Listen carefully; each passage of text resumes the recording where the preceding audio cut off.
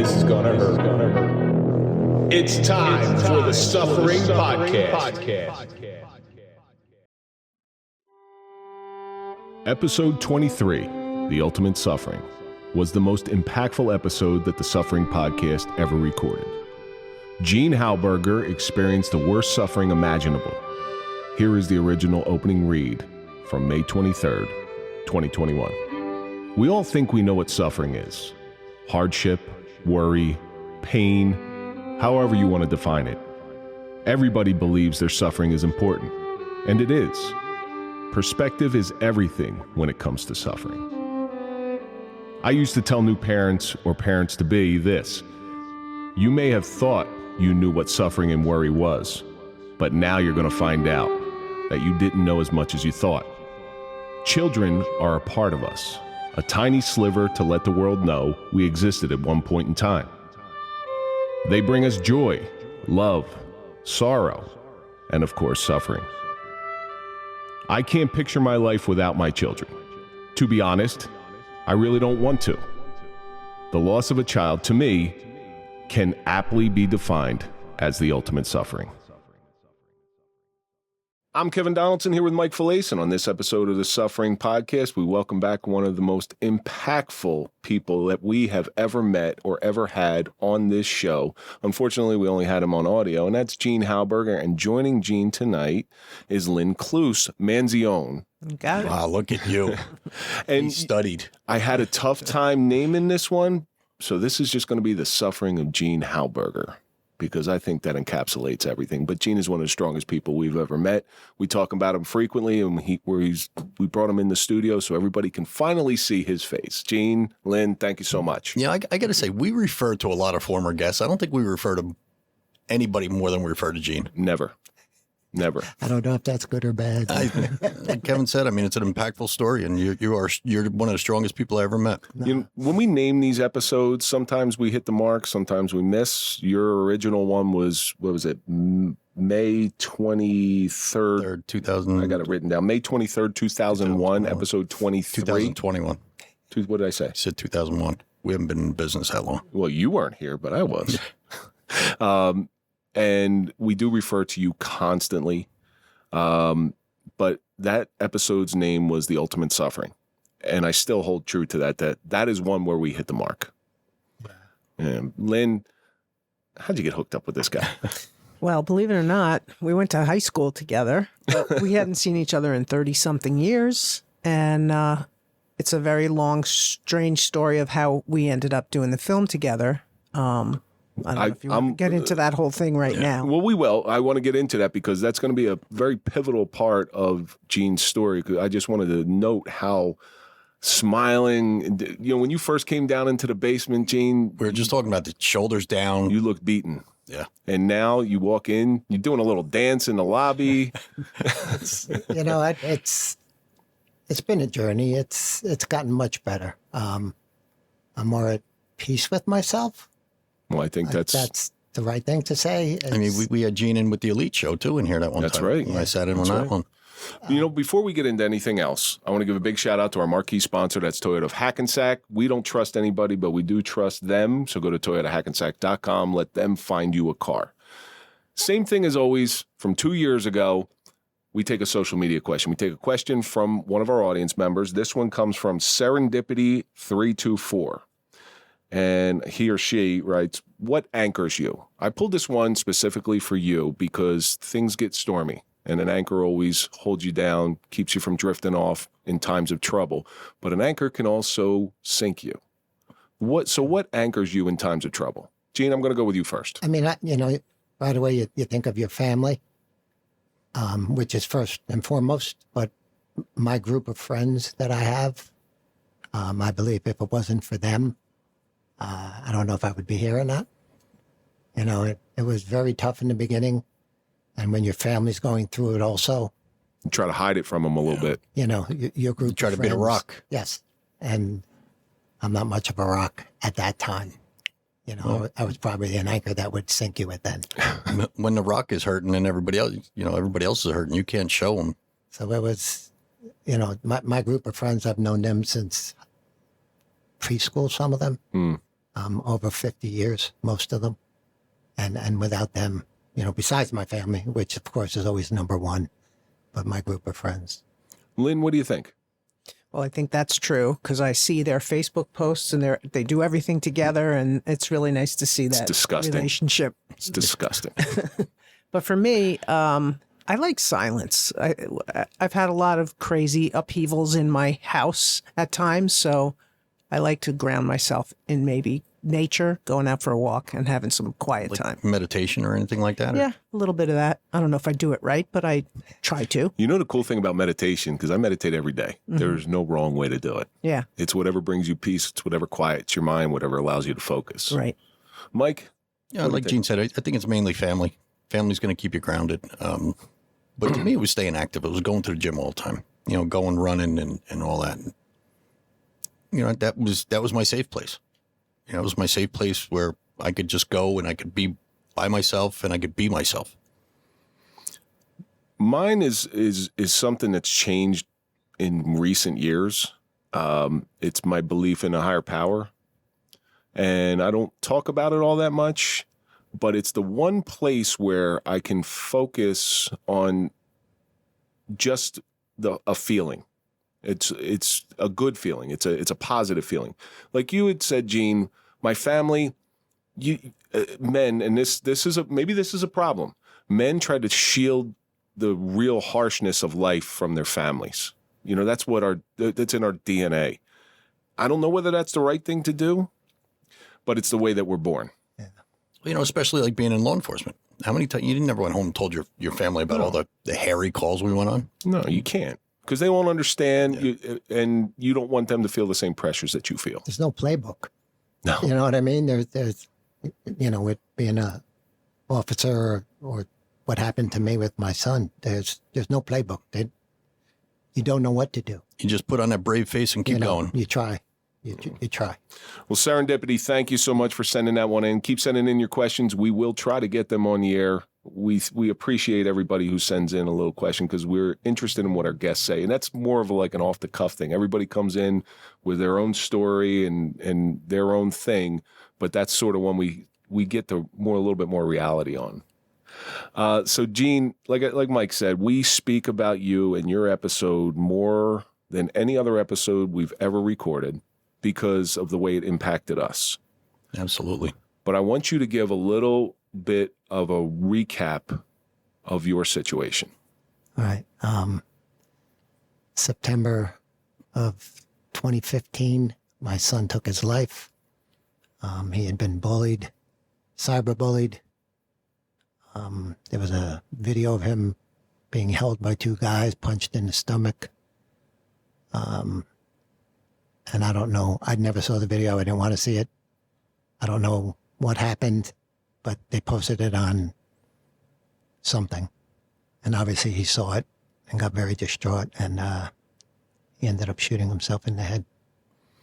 You coming home, and I can still remember sitting, this is when we were recording in the basement, I can still remember you telling that story of finding him. I know we had to stop recording that day. We had to stop. It was one of the few times that we stopped mid-roll. We might have to stop again.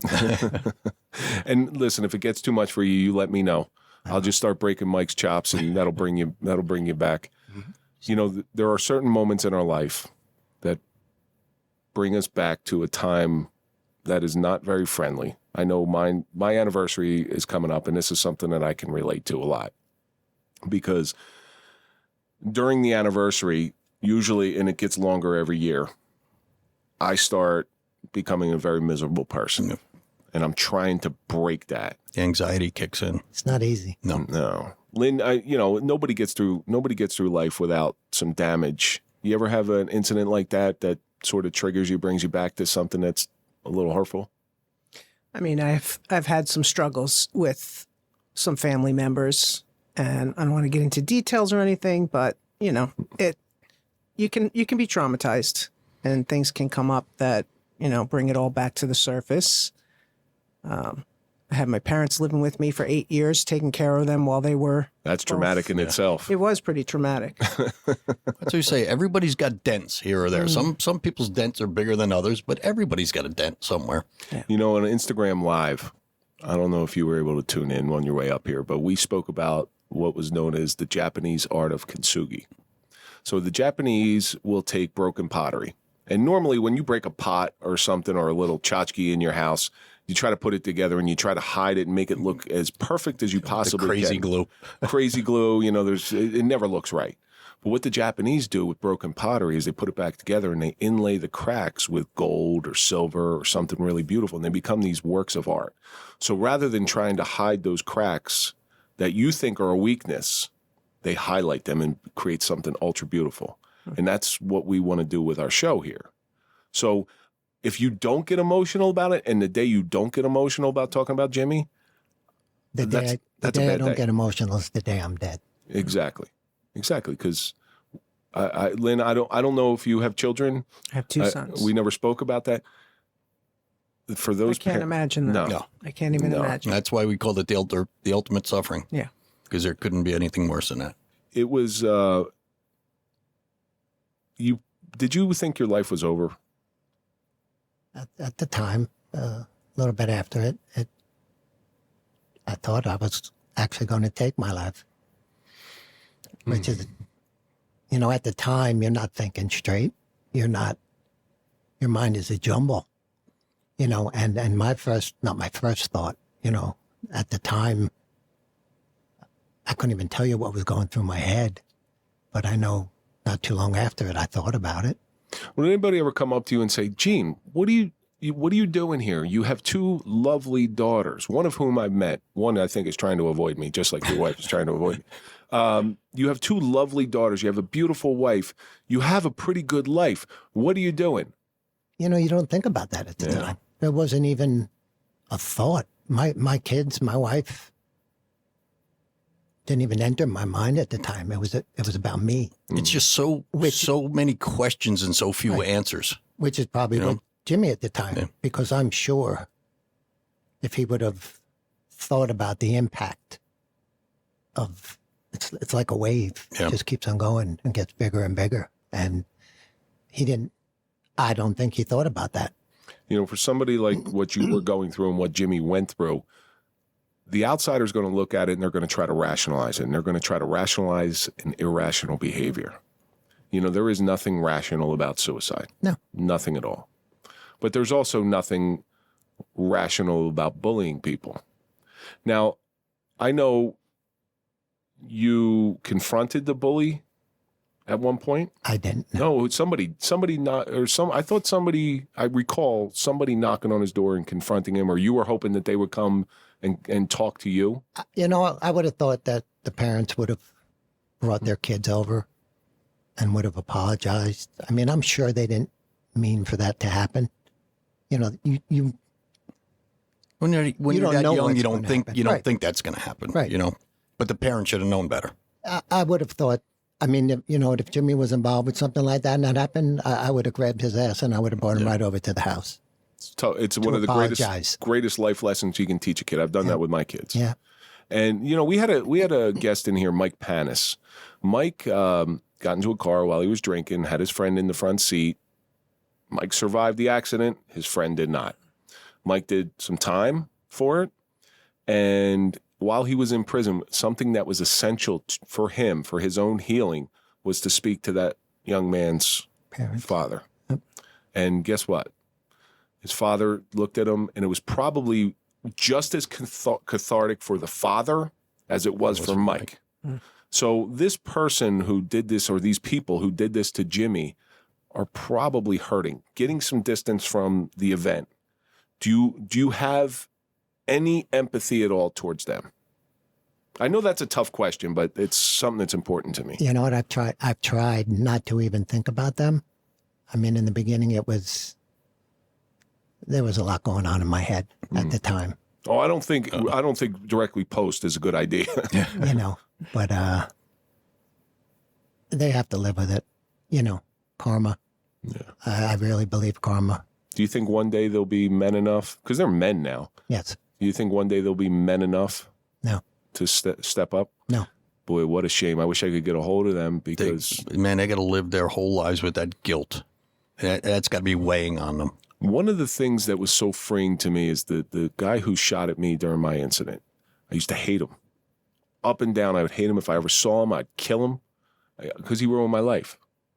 You know, now, stepping back from it being 10 years removed, what did it take for him to shoot at police twice? What kind of hurt was that man going through? I have a lot more empathy from him, but it took me a long time to get there. Yeah. And guess what? When I did that, I took away all his power. I took away everything that he had over me. And it was like a big giant weight off of my shoulders. I mean, I don't think about them at all, which is probably good. Yeah. You know, I mean, I think about my son. And first and foremost, that's... I'm sure there were times with your son that were not joyous, like every family. Every teenager. He's 17, you know, of course. Can you remember any of them? It's that's a tough question. I can remember. I don't want to talk about him, but I can remember. Yeah, that's... You know, he had anger issues, and the anger issues were from being bullied. Yeah. He was... You know, and you don't see... After Jimmy took his life, everything started falling into place, what was happening with him and what was going on. And then finding out, and, you know, then you realize, oh, he was doing this because of this. Mm. But he wasn't telling you, so you didn't know why he was acting He's a like that. 17-year-old boy. You know, they don't have heart-to-heart talks. I mean, you were saying there were signs like he'd come home and he didn't have his backpack. Yeah, when he was in junior high, he was always missing stuff. You know, he had a lot of anger as he got older. But I didn't know, like in junior high, the problem was taken care of. Mm. In high school, I didn't know anything was going on until. You know, I don't know about, I can't speak for Mike, but after your episode, my kids got a little tighter hug than they normally got. Yeah. And so, and I know a lot of people who listened to that show, and that was our highest show at the time. Yep. It got a lot of listens. I know a lot of people did the same thing I did. So out of some sort of darkness, there was some positive stuff. And of course, you have the Jimmy Hauburger Foundation. Yeah, that's the positive out of it.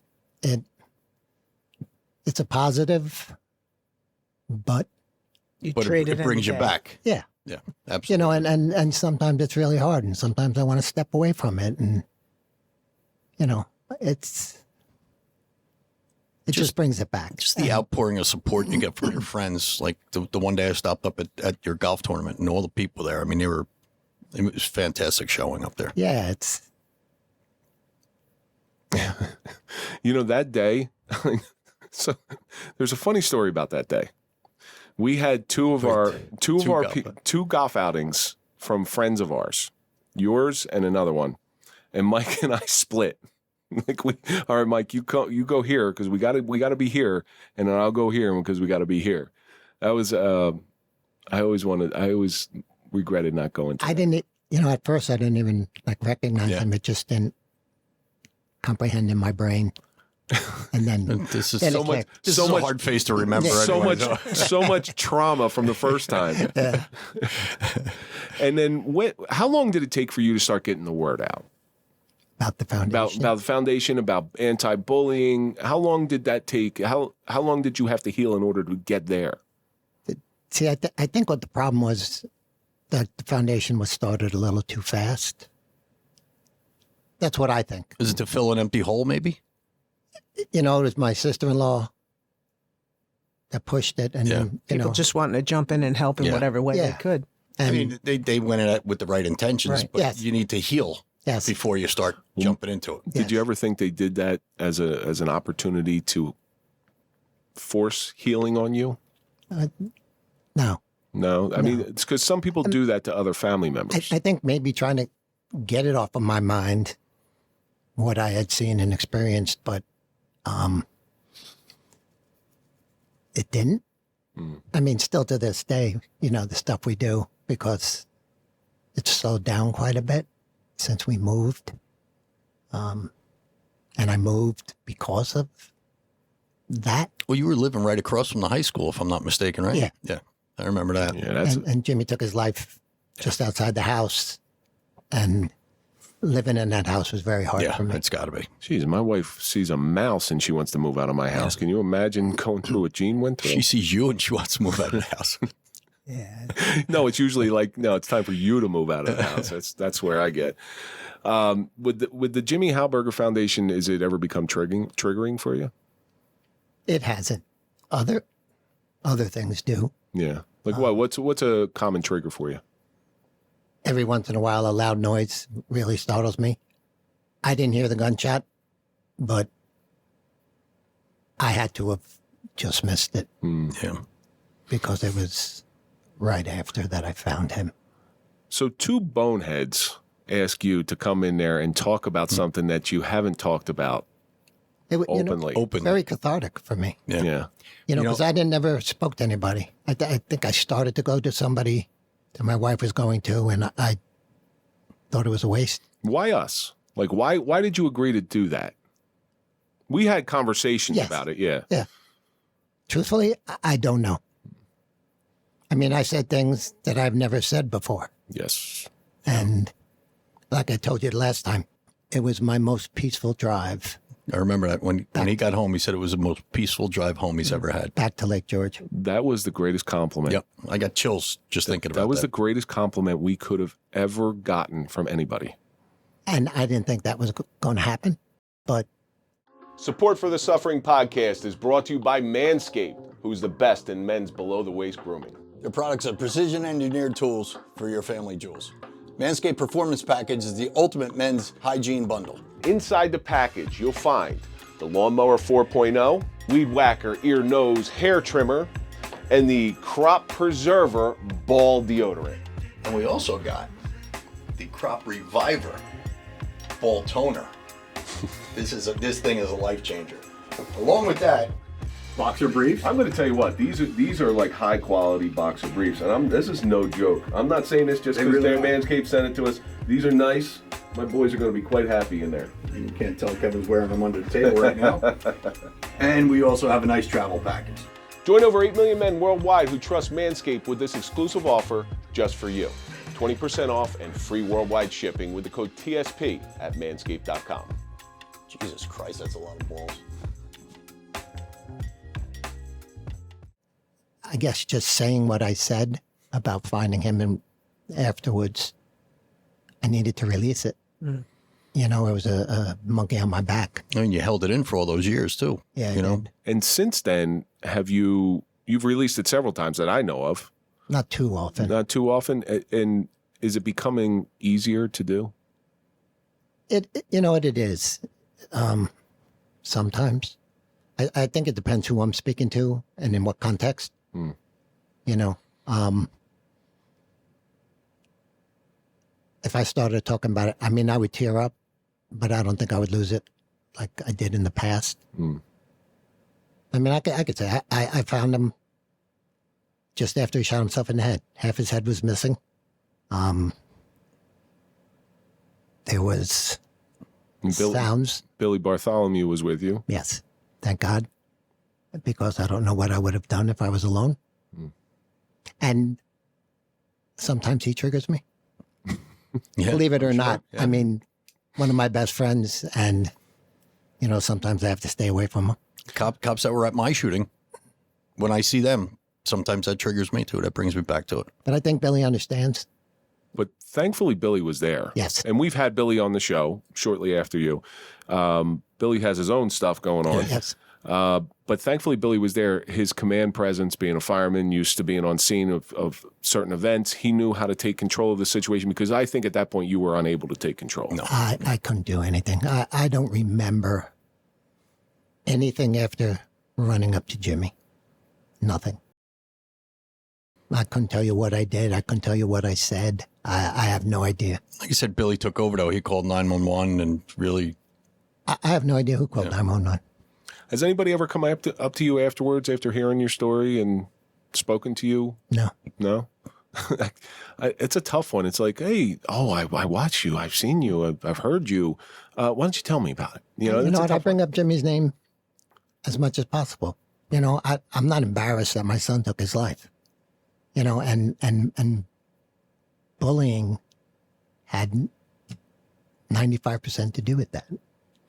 I mean, I'm sure it wasn't 100%, mental issues and No, I read a statistic out of this documentary that between 2009 and 2019, that teen depression has risen so exponentially. Now, when we were growing up, how did we handle a bully? And women are far worse at bullying than men. Far, far worse. I believe that. They're brutal. How did we deal with a bully? You fought. You fought, and there was no bully. A bully doesn't want to go. Your father said it. Yep. A bully doesn't want to keep going at somebody that's going to fight back. But these kids are hamstringed. They can't fight back, because if they fight back, they're going to get in as much trouble as the bully. Yes. But see, this is bullying to a different level these days because of social media. Right. So, And social everything media. festers on social media and nothing gets resolved. I think society as a whole and bullying because of social media is rampant. Yeah, it's crazy. Just because you not that you're hiding, but it's everywhere. And it's not just kids doing it. Yeah. Adults are doing it as well. Oh, yeah. But social media can be a blessing or a curse. Yeah. It really can. It depends on the user, just like with everything else. A gun in the proper hands can be a tool of protection. A gun in the wrong hands can be a tool of violence. Destruction. Yeah. Yeah, of destruction. That's actually a better word. Lynn, when's the first time that you went to high school with Gene? When's the first time you heard of this story? So probably, Back in like 1846 when Gene went to high school. I guess like soon after it happened, not right away, but soon after, like I spoke to some people from high school and they told me. You were living in another place? Yeah, I was living in a different area at the time. And a very strange connection happened by a gentleman that I was introduced to like an hour and a half away from where we both live now. By fluke, I was looking to get involved in a different project. I was at a RV place looking to buy an RV to do this cross-country trip, and started explaining to the woman my idea for the trip, the saleswoman, and she said, "Oh, you really should talk to this guy who's got this camper for raffling it off over here for his anti-bully squad." So I take this guy's number, have no idea why I call him because there's no connection to the project I was working on, but I do call him. Turns out trying to get a free RV. Yeah, That's what it is. I end up calling the guy and we sit down and I have a lake house, which is where he's closer to. And we spoke for about 3 hours. And at the end of the conversation, he was telling me all about how he got started with this anti-bully squad. I was like, you know what? Now I feel like this is a project I should work on because I know a guy that I went to high school with whose son just took his life. I didn't say Gene's name. Took his life. You changed my vocabulary with that. I want you to know. Lost to suicide. No, that's good. Oh, okay. That's good. Yeah. Okay. You changed my vocabulary. We'll get into that in just a second. And so I just mentioned, it happened outside of his house, across the street from the high school. And this guy turns around to me and he says, "You know Gene Hauburger?" I mean, we're talking an hour and a half outside of where we live. And I kind of the hair, it still stands up on my arms whenever I think of that story because it was very strange. But of course, it was just new. And he's like, "You should contact him and ask him if he wants to do this." I'm like, I'm not contacting him. There are not two people in the world with the last name Hauburger. No. So I didn't contact him. And then probably 2 or 3 years went by and we had our high school reunion, which I never went to one, but I went to that one. And he walked up to me and he said, "Here we have somebody, a mutual friend." And we started talking a little bit. And the next day we talked a little bit more and decided to go forward with whatever it was going to be. We really didn't know what it was going to be, but we knew we wanted to tell Jimmy's story and hopefully have it impact. Whenever you get involved in something like this, there's usually 3 reasons why people get involved in it. It's mission, message, or money. 3 M's. All right. And if you're doing things for money, you're in it for the wrong reasons. And most of the time, 99.9% of the time, you are going to be sorely disappointed. And it's not going to be the full picture. Absolutely not. If you got money on your mind, that's why you're doing it. I got to tell you, her heart is totally into it. It's mission and it's Message. Mission. What was it like the first time that you found out that your friend from high school lost his son? Oh, horrible. I mean, it's you don't want to hear it about anybody, and then it's somebody that you know. I mean, it's unimaginable what they went through, and heartbreaking. Well, Gene has impacted both of us in more ways than one. Immensely. We just talked about it for a second. It's changing vocabulary. You and there's somebody else named Artie Dell, who's a good friend of ours, where I, like everybody else, used to use the word commit suicide.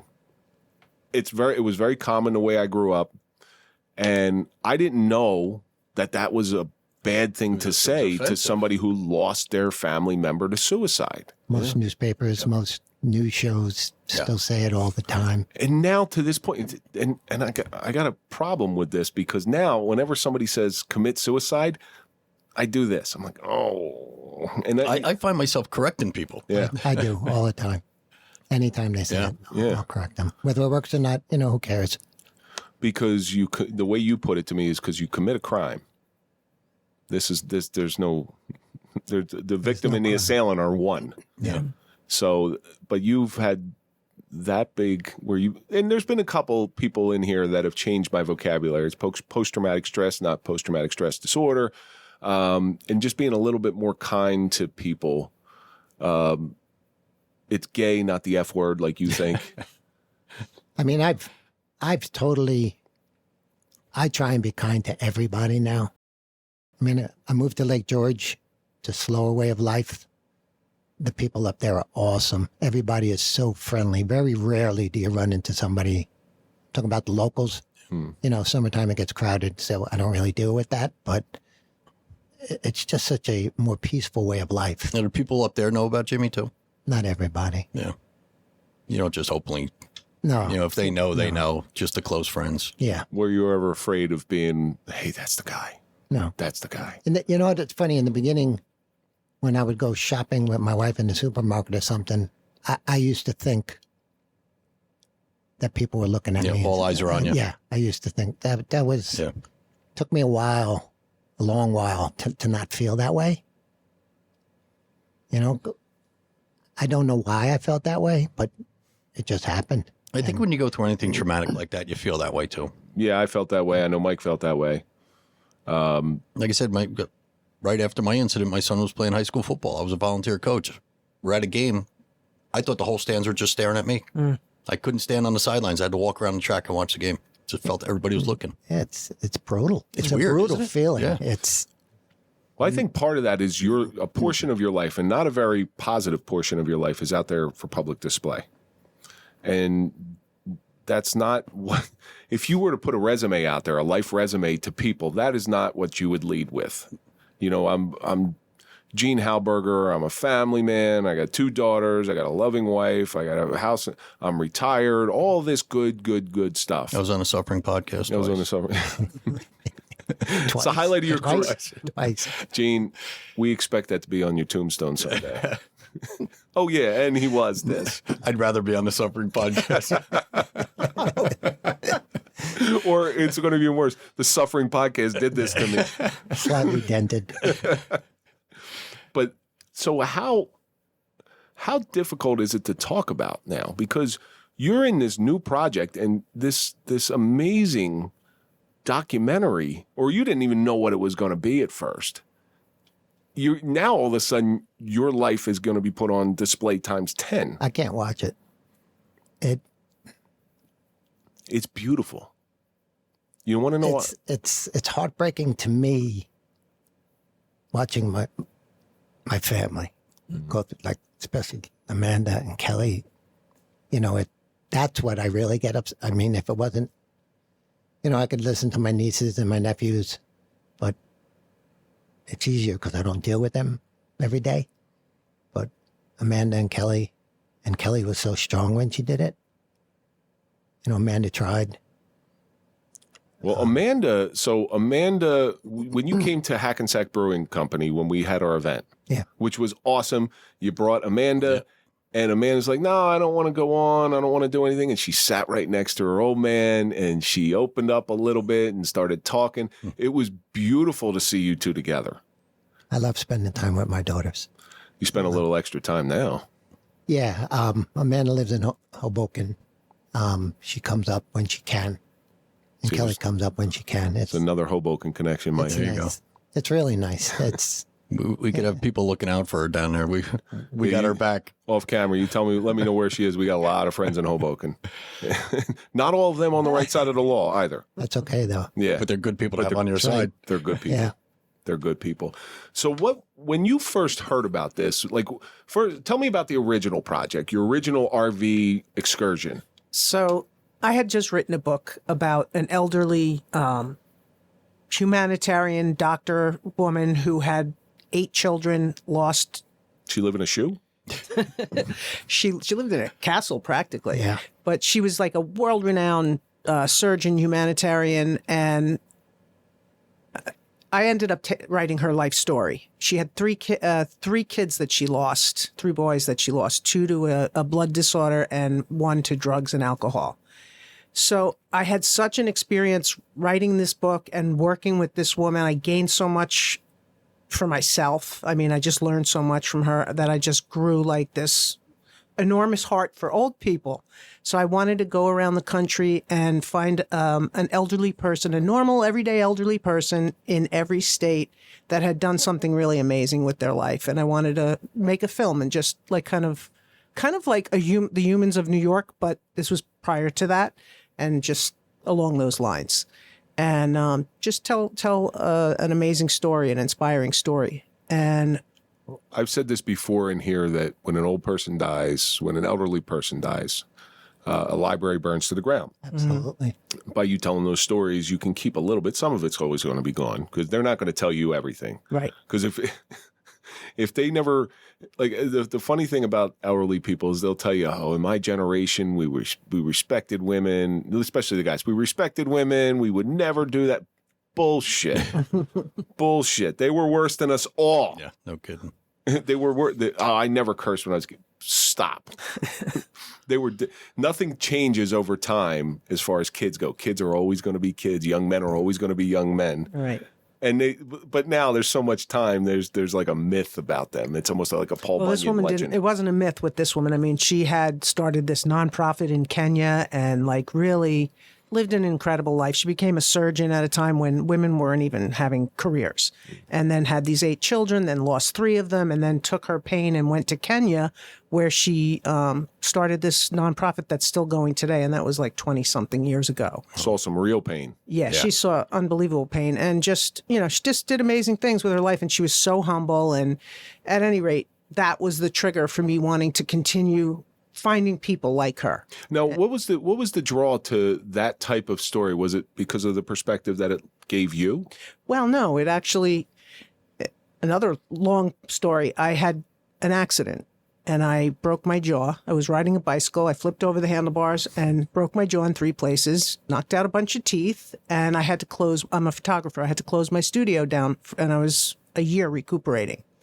And during that year, I was watching a lot of what was on television, which was all these women that were in the media for all the wrong reasons. It was the era of like Britney Spears clubbing cars with baseball bats and Anna Nicole Smith and all of that nonsense.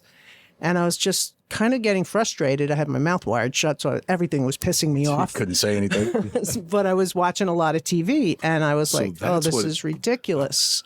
You know where I'm going with that, Gene. Yeah, exactly. I'm like, how do I nicely? Oh, don't. No, I can't. See, that's something I'd usually say, and I can't. kept my mouth shut on that one. I forgot whose company I was in here. Anyway, that's kind of how it happened. So I decided to work on a project that I could focus on women that had actually done something that our younger women should be looking up to. And so I called this doctor who I knew of from our hometown, and she willingly sat down with me, and what I thought was going to be her in a piece of a project, I ended up writing her whole life story. And it was an incredible experience. Because that's what a hero is. So this woman sounds like a hero. She was. All right. A hero is an ordinary person put in extraordinary circumstances. Jean is a hero. Yes. All right. Far from it. No. Not in my eyes anyway, brother. Absolutely. And that's really nice to tell those stories and not tell a story about a crazy famous person who is exhibiting all the bad behaviors and doing all the bad things that they possibly can do. Because that's who kids are idolizing these days. And I'll tell you the truth. I mean, after I did get that, I had done a short documentary about her life, and we started going around to schools and doing school programs. And in the interim, I was writing the book at the same time. And my goal was just to offer something better for kids to look up to. And it was so well received. Like, the kids were just grabbing it. Like, and it was so fulfilling for her. It was like a triple play. Like, great for her, great for the kids, great for me. I got to see. Well, give us the book. You're keeping me in suspense. Give me the book. Give me her name. It's called A Wondrous Journey, a small book with big lessons, and it's by myself and Dr. Martha McGuffey. It's her life story. Dr. Martha McGuffey. The book was awesome. Yeah. Now I gotta order. I'll get you a copy. We've become quite the collectors of authors' books that we've had on the show. Absolutely. And, you know, the funny thing is it's a natural progression from being an author to a documentarian. We had a gentleman in here, his name was Seth Ferranti, and he did a lot of time in prison. So he wrote 25 books in prison, got his master's degree in prison, and really used his time for good. And then when he got out, started making documentaries. His documentary White Boy just got picked up again by Netflix. And his other documentary, which when he was in here, he debuted, is called Nightlife. But he started a writer.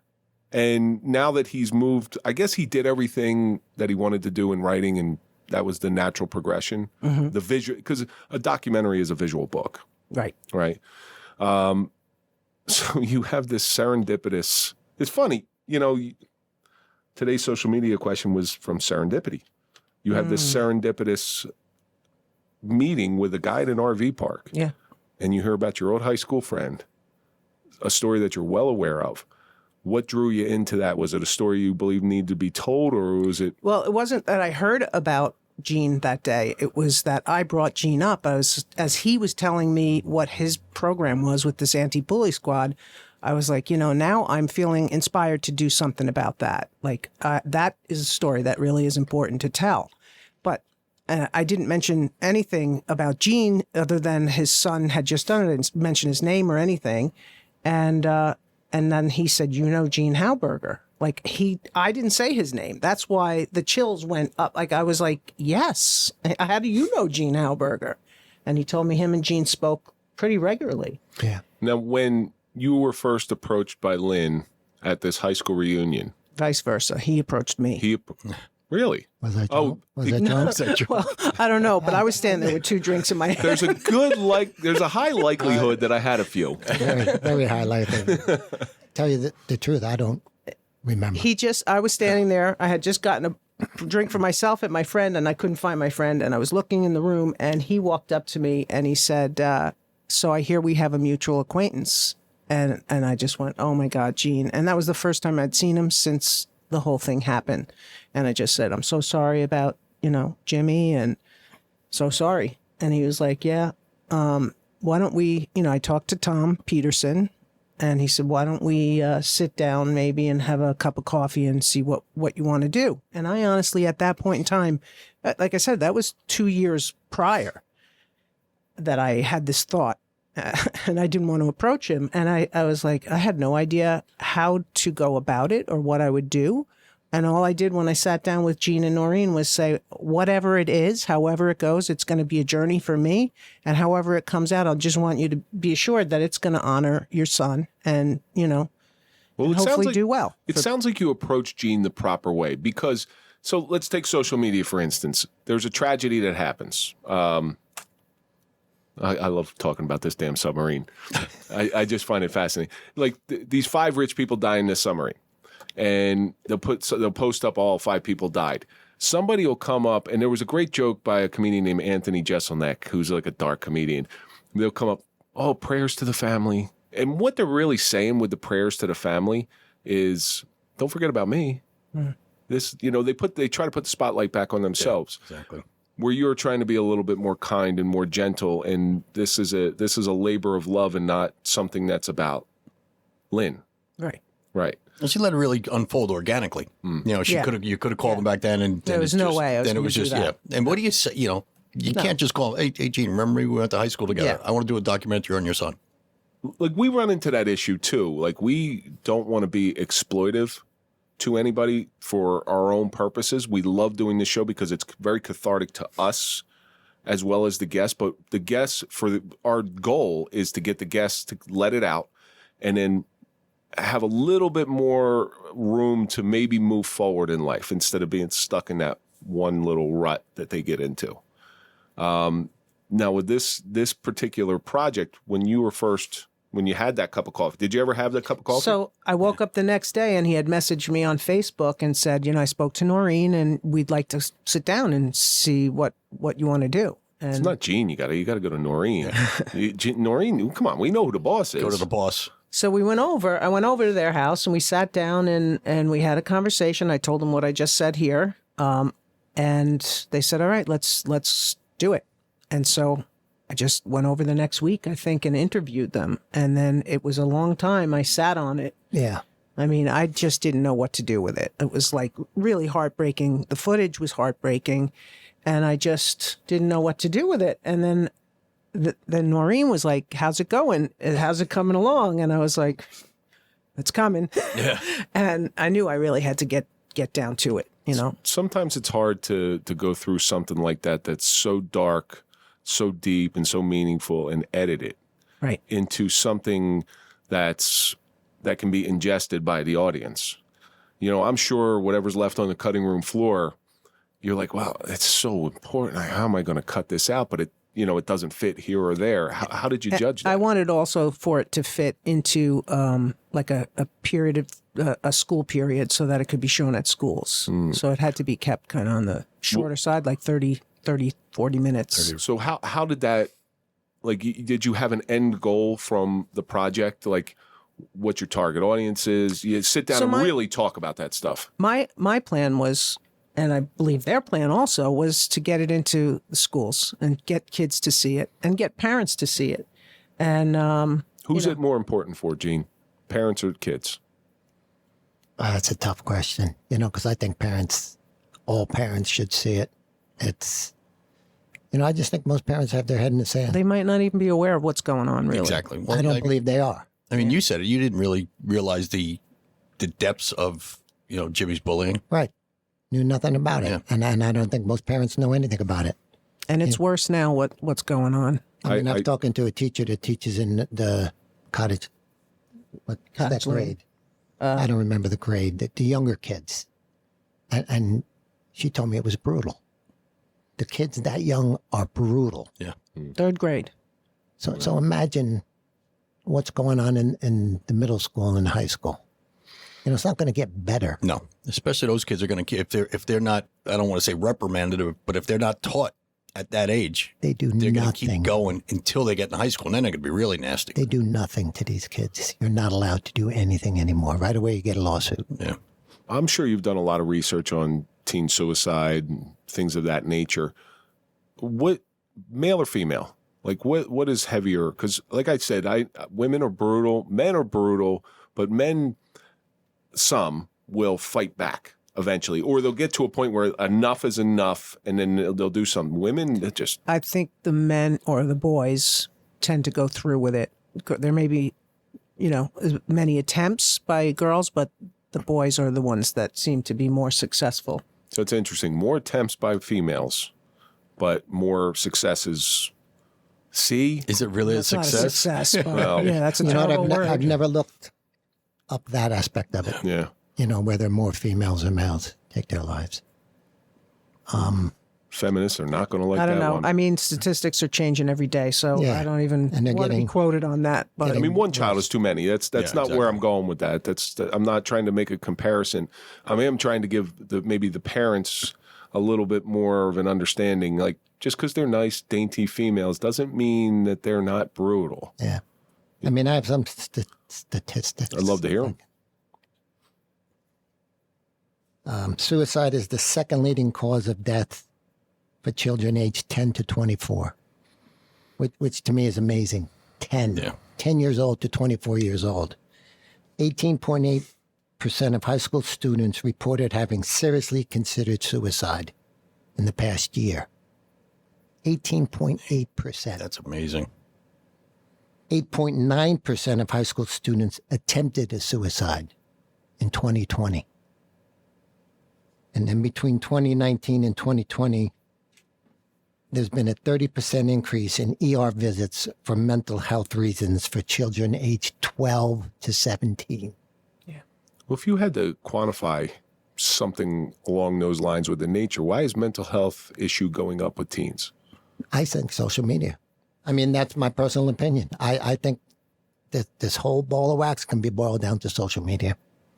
If you take something like, I'm not saying you're wrong, because social media, I think, plays a part in it, but then you take something like Columbine, where those kids were obviously mentally disturbed. Social media wasn't around there. Like, I have a theory, and that's where I'm going with this. My theory is there's no room for conflict resolution. That's something they don't teach kids. I agree with that. Yeah, they don't teach them how to put them face to face. The hardest thing after a disagreement or an argument, whether you're an adult or you're a kid, is to get in front of that person and speak to them face to face, look them straight in the eye. And the schools now are separating the kids after disagreements, or if there's bullying, they put them through this rigorous thing. Now, if there's even a hint of bullying, and all it does is make the kids angrier. It makes the kids more pissed off. Yeah. So again, I'm not saying social media, I'm not saying you're wrong with that, but like I said, when I was younger, you had a bully. Right. You fought. And you got your ass kicked. Yep. And guess what? If he was ready to fight tomorrow, you go back and you go do it. This documentary, and it's, if you had a vision for where it ultimately will end up, where do you think that would be? I mean, I would love to see every school have it in their curriculum. I would love to see parent teachers associations having it, as a regular thing that every middle school parent and teacher has to see. In school or outside of school? I mean, they have the PTA meetings in school. PTA meetings would be perfect for something like that too. Yeah. I mean, that's a good venue for it. See, me personally, I think you're thinking too small. I think a broader audience. There's plenty of these streaming services now. For sure. It would be nice to have it on a platform as well. But I do want to see it become a school program, because that's where you have that audience there. Like, It's a captive audience. Yeah. To have to watch it if it's in the curriculum.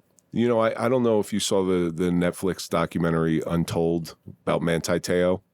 Yeah. So that was great, wasn't it? Yeah, that was unbeliable. So it has a lot. I didn't watch it. It has a lot to do with social media. He's the term catfish. If you ever heard the term catfish, where a man will pretend to be a woman, right. and that's what happened to him. And he was a high level Notre Dame football player, up for the Heisman Trophy, and he was catfished. They thought he was complicit in it. Thought he was in on it a little bit, and so whoever this person was decided, well, I can't do this anymore. Their conscience got the better of them and said, well, this person died, and just faked the death of this fake girlfriend. That same day, his grandmother dies, and he dedicates the whole season to that. And then it comes out that this was catfished, and it ruined it actually ruined his professional football career. Ruined his image, it ruined his reputation, it ruined everything for him. That was the year Johnny Manziel won the Heisman Trophy. He lost out on that. He lost out on first-round draft pick. Yep. Got picked at the very end of the second round, cost him millions of dollars. For being a victim of something. Yep. For being a victim. And because it was all image. Yeah. It was all image.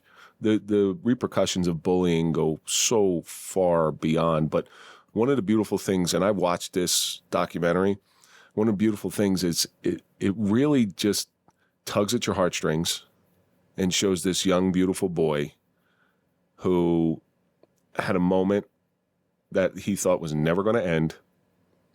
And at the end of it, I think what I got out of it is tomorrow, the sun rises tomorrow. I mean, would you, is that what you were going for, or did I just pick that out? I mean, the sun isn't rising for them that well. And there's so many Jimmys out there. That's really where I wanted to go. Jimmy is everybody else out there. I mean, he's everybody's child. There's plenty of people out there that have a Jimmy. Male or female. Yes. So, Gene, absolutely. I'm going to ask you something that's a little tough. Say Jimmy's sitting right alongside of you, physically, not just in spirit, which I know he's always with you in spirit, and it was the day before this tragic event. What is something you think you would tell him? That's a tough question. You know, do I know what he's going to do the next day? Well, you know he's going through some trouble and you have an idea. Actually, no. Let's play devil's advocate. You know what he's going to do the next day. And whatever comes out of your mouth right now will prevent that from happening. It's that he's loved. People love you. And what's going to happen if you're not around? Do you ever think Jimmy felt unloved by you? Probably. We say all the time, it's a permanent end to a temporary problem. We talked a lot the night before. False evidence appearing real. You know, he was upset the night before. We didn't know why. He wouldn't tell us. So I talked to him for a while. And my wife talked to him for a while, and we thought everything was good. He was smiling by the end of the night. Great actor. Yeah. He could have grown up to be one of the best. Yep. Yep. What's the other one? Hold on, pain ends. Hold on, pain ends, which is another one of my favorite ones. Because there is a beginning and an end to everything painful in life. Although when you're in the midst of it, it's just so dark. I just think if he would have gotten out of high school, he would have been fine. I just think high school did him in. I've seen people go to college and blossom, and they're this awkward person. I mean, high school reunion where you two reconnected. How many of those people in there were the awkward, dorky, geeky? You know, it was funny. I kind of was shocked because I really was not like, you probably went to all of the high school reunions, right? Not all of them. Well, a lot of them, I bet. Yeah. I went to none because I just didn't feel like, you know, I don't really know if these people even remember me or why would I, you know, they're not in my world anymore. But they were so nice and such different people from what, I'm not that there was people bullying me all over the place in high school, but they were different, you know, and I connected with so many of them after that reunion on Facebook and stuff. I'm friendlier now with guys I went to high school with than I was when I was in high school. You know, back in high school, you were just a dopey kid. I have to say, their group is so unique, though. That is a bonded group. I admire that about you guys. It's really special. And it's funny because I try and tell my daughters, you know, get that bond with the people you love, the friends, because they'll be around forever. You know, I'm very lucky. If you're lucky enough to choose the right ones. The problem in high school is everybody wants to be popular. Yep. And look at those popular kids 5-6 years down the road. They're pumping gas. They're doing whatever. They're not what they're appearing to be in high school because they peaked in high school.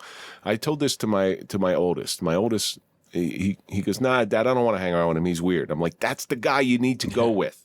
Because that's the guy that's going to have your back when the shit hits the fan. Not the popular people. You're going to turn around and it's going to be tumbleweeds. Yep. You go with those people who you think are weird. But I'm going to tell you what, if you get close enough to them, you're going to find out that they're genuinely nice people. You know, I did that with the kid I bullied. And I'm proud to say that he's one of my better friends in the world today. The shitty thing is I lost out on a 30-year possibility of having that lifelong friend like you have. But you made amends. I did. It's a lot to... It was more for me. But I still say, that son of a bitch forgave me. I just wanted a punch in the mouth. That's all I wanted to see Jay punch you in the face so bad that day. I did let him give me a wedgie over here, though, when we took a picture. Just to give him a little feeling of what it's like.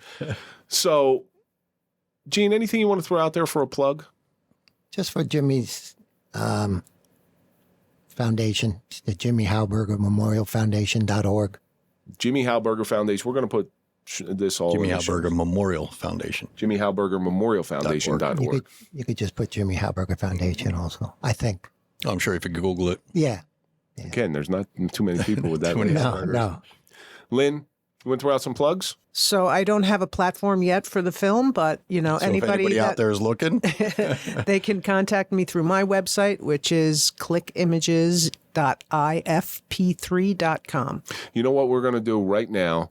Andrew, I sent you that link to this a little short clip, a little 5-minute clip.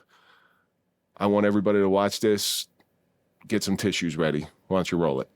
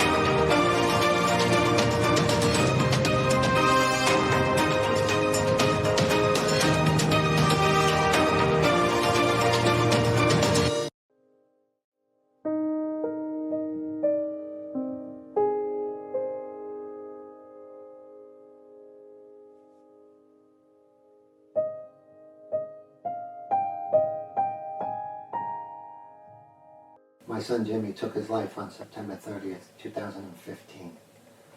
On the morning of that date, I got a phone call from him, approximately 10:30, 11:15, saying that he loved me, which was very unlike him. I mean, he tells me he loves me, but never would call me. I found it a little bit strange, so I told him I'd be home in 15 minutes. He told me, I'm doing homework, you don't have to come home.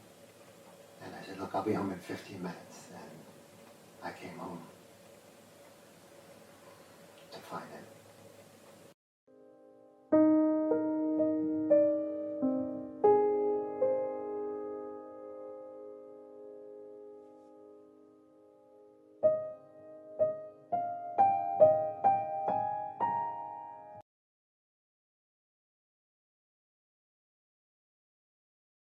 Some kids posted a video of him being beaten up at a party that he was at, and it happened during the summer, but they held on to that video.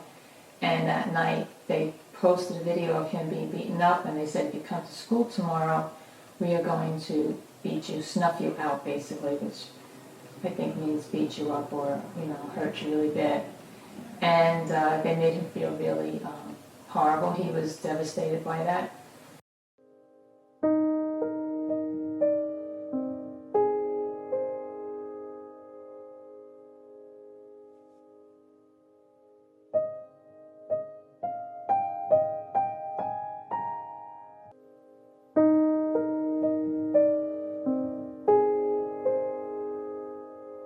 People that do the bullying had no idea the effect that it would have on my son Jimmy. There's no way to describe the pain that he was going through the night that was posted on, I believe it was Instagram. He was distraught. I couldn't even describe how upset he was after he saw that or found out that was posted. And our life was destroyed. Jimmy's not coming back. His sisters will never have a brother. They just don't realize what bullying does to people. They don't know the mindset of somebody.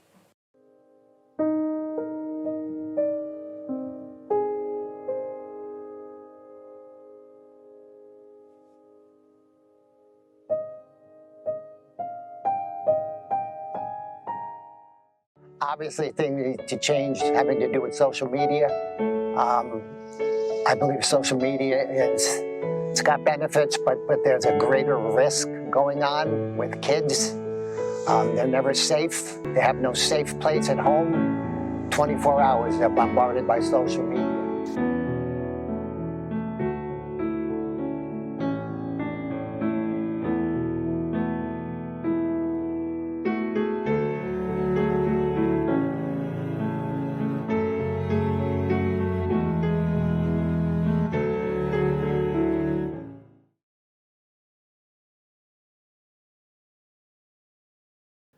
We're coming to the end of this thing.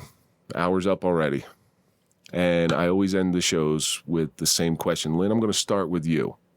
You have witnessed, and I'm not discounting your own personal suffering, but you've witnessed a family go through some of the worst suffering possible.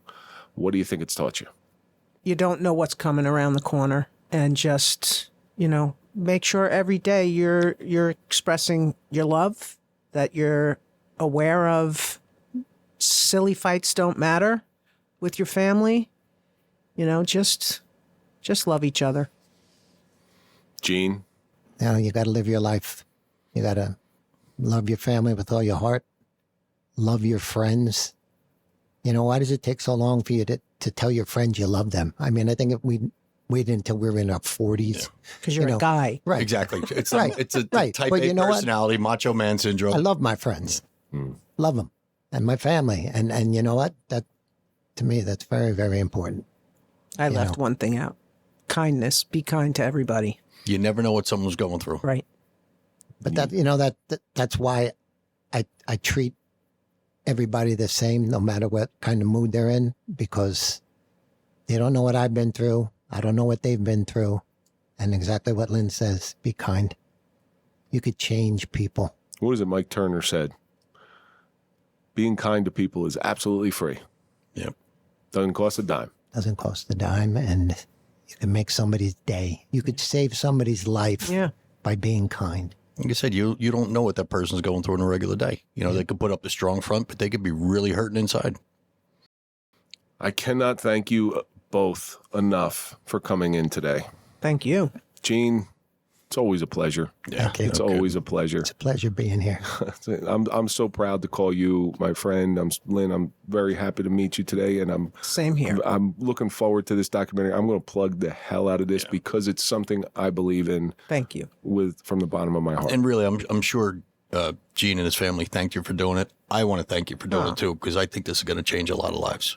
We haven't thanked her enough. You have thanked me enough. I haven't thanked her right now, and I love her for what she's doing. Well, I mean, it's a great thing you did. It really is. It is very Thank you. humbling Turning tragedy into a learning experience. that she did that. Yeah, it's. Love you too, my friend. She has no clue. Thank you both so much. And that's going to do it for this episode of the Suffering Podcast, The Suffering of Gene Hauburger, with Gene Hauburger himself and Lynn Cluse Manzione. See, I got that name with the vowel right at the end. And as always, let's think about all the stuff that we learn. You can't rationalize an irrational behavior. Healing is a process. There are no chance meetings. You don't know what's around the corner. But most importantly, live, laugh, love, and be kind. That's going to do it for this episode. Don't forget to go to popple.com, get your digital business card, put in the code TSP20 for a 20% discount. Follow us on all social media platforms. That's TikTok, Facebook, Instagram, LinkedIn, Twitter. Follow Mike at Mike_Failace. Follow me at Real Kevin Donaldson. And don't forget, you can always listen before you watch. All of our audio episodes come out on Sunday before they start airing on YouTube on Monday. And of course, follow The Suffering Podcast at The Suffering Podcast. And comment. We always answer. And stop sending me those. Some people are starting to put ads in the comments. And we will see you on the next episode.